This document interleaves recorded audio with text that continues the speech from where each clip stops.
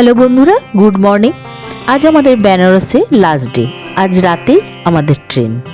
আজকে আমাদের সকালের প্ল্যান হলো প্রথমে বিশ্বনাথ মন্দিরে পুজো দেওয়া এবং গঙ্গাবক্ষে বোটিং করা। দেখি কত দূর কী করতে পারি। এখন সকাল 5টা বাজছে, আমরা বেরিয়ে পড়েছি।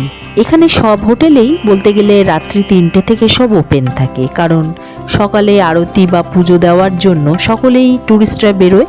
প্রথমে ভাবছিলাম রাস্তা হয়তো ফাঁকা থাকবে, কিন্তু গিয়ে দেখি প্রচুর মানুষজন।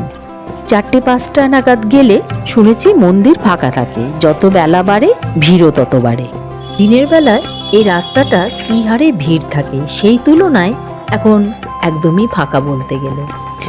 যাই হোক, আর বিশেষ কিছু তোমাদের সাথে শেয়ার করতে পারবো না, কারণ মন্দিরে খুবই কড়াকড়ি, ক্যামেরা একদমই অ্যালাউ না। এরপরে পুজো দেওয়ার পর তোমাদের সাথে আবার বাকিটা শেয়ার করতে পারবো। যাই হোক, জানি না মন্দিরে কিরম ভিড়।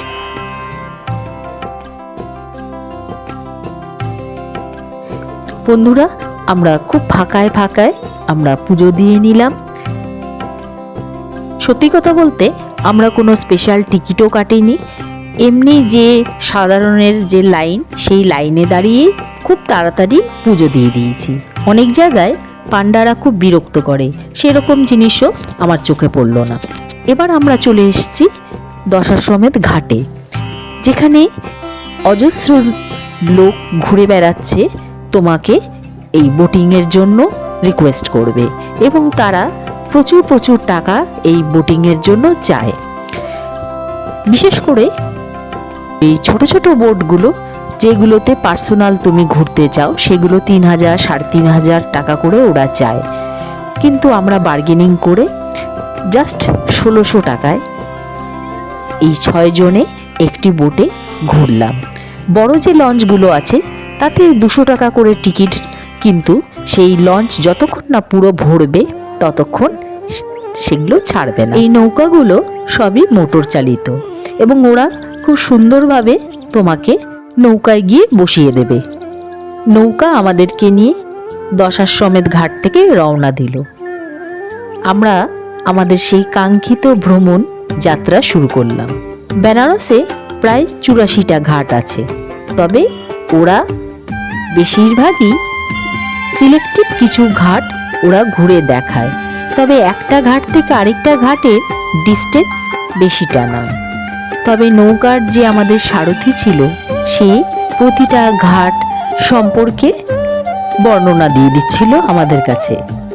তবে আমরা সকালবেলায় নৌকা ভ্রমণ করছি, কিন্তু বিকেলবেলায় পড়ন্ত রোদে সূর্যাস্তের সময় নৌকা ভ্রমণটা মনে হয় আরো সুন্দর লাগবে।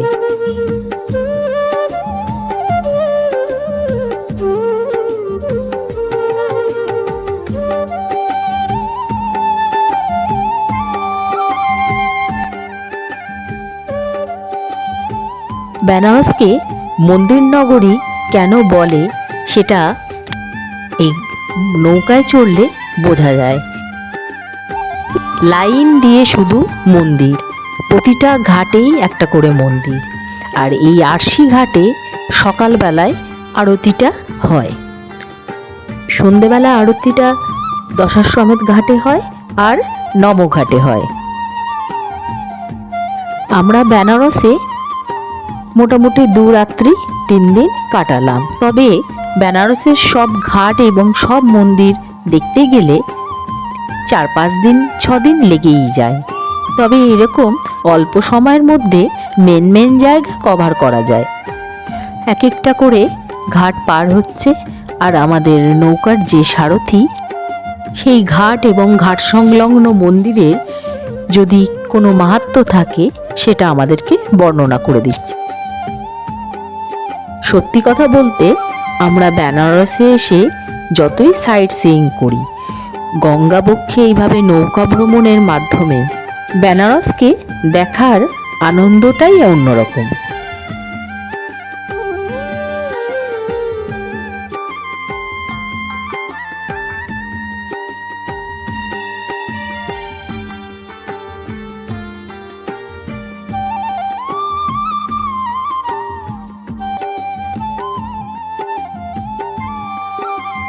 আমাদের নৌকা ভ্রমণ প্রায় শেষের দিকে আমরা চলে এসেছি। বলতে গেলে বেশিরভাগ ঘাটই আমাদের ঘোরা হয়ে গেছে। আমরা এখন মণিকর্ণিকা ঘাটের পাশ দিয়ে যাচ্ছি। এই মণিকর্ণিকা ঘাটকে স্বর্গের শ্মশান বলা যায়।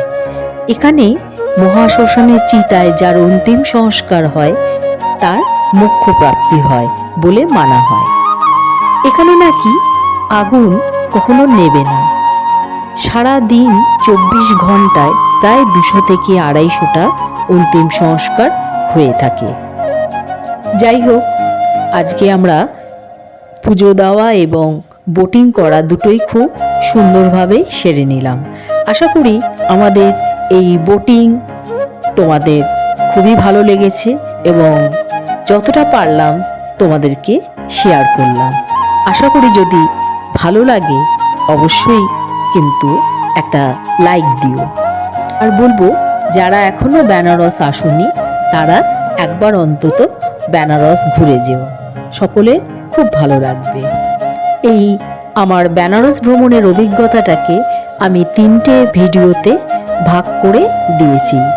তোমরা সবাই দেখো এবং ভালো লাগলে কমেন্ট করো।